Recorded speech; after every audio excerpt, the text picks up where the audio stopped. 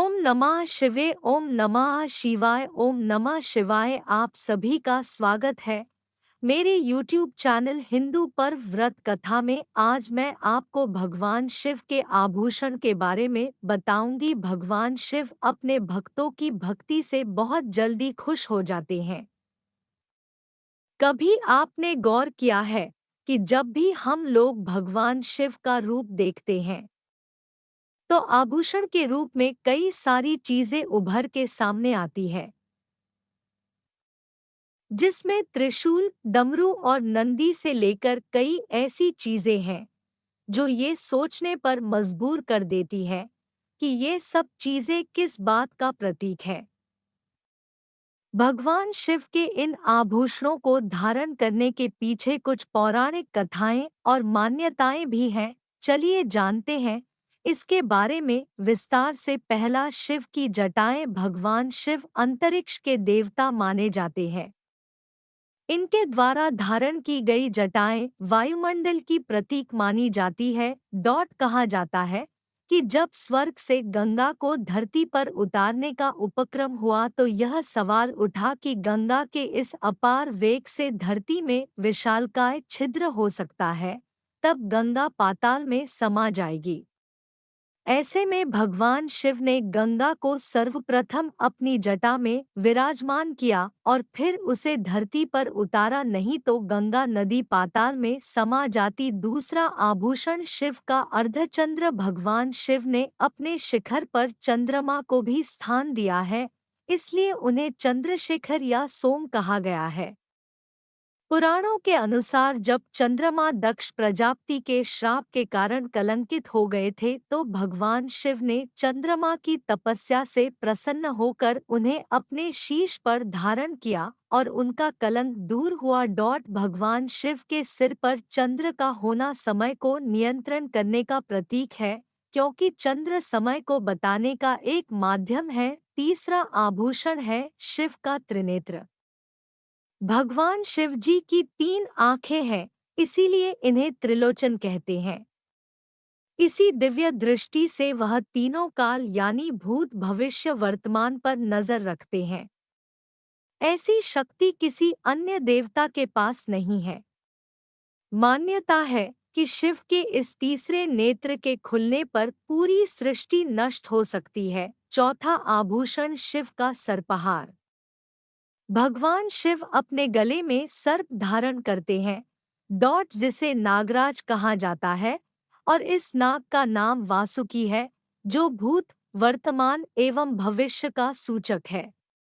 इन्हीं का प्रयोग समुद्र मंथन के दौरान रस्सी के रूप में किया गया था। इनकी भक्ति के कारण ही भगवान शिव ने नागलोक का राजा बनाया था। पांचवा आभूषण रुद्राक्ष की माला है। भगवान शिव अपने गले में रुद्राक्ष की माला पहनते हैं, जो कि रुद्राक्ष पेड़ के 108 बीजों से मिलकर बनी है। रुद्राक्ष के पीछे एक कहानी है। यह है कि जब भगवान शिव ने गहरे ध्यान के बाद अपनी आंखें खोली तो उनकी आंख से आंसू की बूंद पृथ्वी पर गिर गई और पवित्र रुद्राक्ष के पेड़ में बदल गया। छठा आभूषण शिव का त्रिशूल है। भगवान शिव अपने हाथ में त्रिशूल धारण करते हैं। त्रिशूल भौतिक, दैविक, आध्यात्मिक इन तीनों तापों को नष्ट करता है। शिव का त्रिशूल मानव शरीर में मौजूद 3 मूलभूत नाड़ियों बाईं, दाहिनी और मध्य का प्रतिबिंब है। ऐसा कहा जाता है कि इन नाड़ियों से होकर ही ऊर्जा की गति निर्धारित होती है और गुजरती है। त्रिशूल रज, सत और तम का प्रतीक है।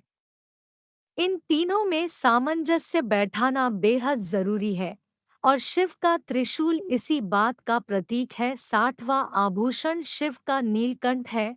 भगवान शिव को नीलकंठ के नाम से भी जाना जाता है, क्योंकि समुद्र मंथन के दौरान जो जहर आया था उसको उन्होंने निगल लिया था। जब देवी पार्वती ने देखा तो इस जहर को उनके गले में ही रोक दिया था और इस प्रकार यह नीले रंग में बदल गया। तब से उन्हें नीलकंठ कहा जाने लगा। आठवां आभूषण शिवजी का शिव का कुंडल है। भगवान शिव दोनों कानों में कुंडल भी पहने हुए रहते हैं।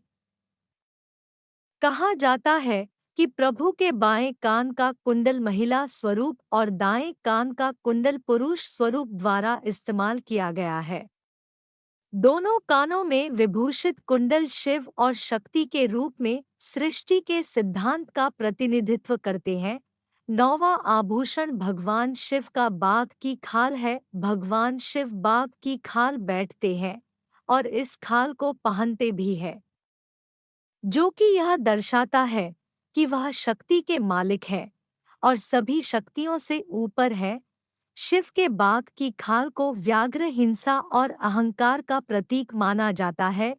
जिसका अर्थ है कि शिव ने हिंसा और अहंकार का दमन कर उसे अपने नीचे दबा लिया है। 10वां आभूषण भगवान शिव की नंदी है। प्रत्येक शिव मंदिर में नंदी मंदिर के बाहर स्थित रहते हैं। नंदी का सभी शिवगणों में प्रथम स्थान है और शंकर जी नंदी बैल को अपने वाहन के रूप में स्वीकार करते हैं। नंदी बैल भगवान शिव के करीबी विश्वासपात्रों में से एक है।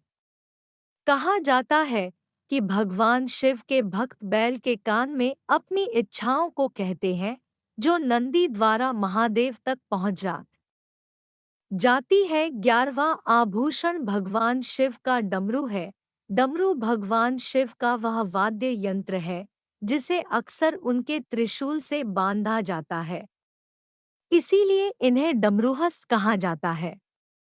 डमरू भगवान शिव के प्रसिद्ध नृत्य नटराज का अभिन्न भाग है, जो शिव की प्रमुख विशेषताओं में से एक है। 12वां आभूषण शिव का त्रिपुंड है। शिव जी के माथे पर 3 रेखाएं बनी होती है। कहा जाता है कि यह तीनों लोकों का प्रतीक है। इसे रज, तम और सत गुणों का भी प्रतीक माना जाता है। पुराणों के अनुसार दक्ष प्रजापति के यज्ञ कुंड में सती के आत्मदाह करने के बाद शिव जी ने उग्र रूप धारण किया था और माता सती की देह को कंधे पर लेकर त्रिलोक में हाहाकार मचाया था। तब भगवान विष्णु ने सती की देह को खंडित किया था, जिसके बाद शिव जी अपने माथे पर हवन कुंड की राख मली और इस तरह सती की याद को त्रिपुंड रूप में माथे पर स्थान दिया। 13वां आभूषण शिव का भस्म है। इस दुनिया के सारे आकर्षण से भगवान शिव मुक्त है। उनके लिए ये दुनिया, मोहमाया सब कुछ एक राख से ज्यादा कुछ नहीं है। सब कुछ एक दिन भस्मीभूत होकर समाप्त हो जाएगा। भस्म इसी बात का प्रतीक है। भगवान शिव के शरीर पर लगी भस्म आकर्षण, मोह, अहंकार आदि से मुक्ति मिलने का प्रतीक माना जाता है। 14वां आभूषण शिव का मुंडमाला है। शिव के गले में मुंडमाला है, जो इस बात का प्रतीक है कि शिव ने मृत्यु को वश में किया हुआ है। पुराणों के अनुसार मुंडमाला शिव और सती के प्रेम की भी प्रतीक है। जब सती ने अग्नि में कूदकर आत्मदाह किया था तब शिव क्रोधित होकर तांडव करने लगे थे। शिव ने सती को इसकी जानकारी पूर्व में दे दी थी।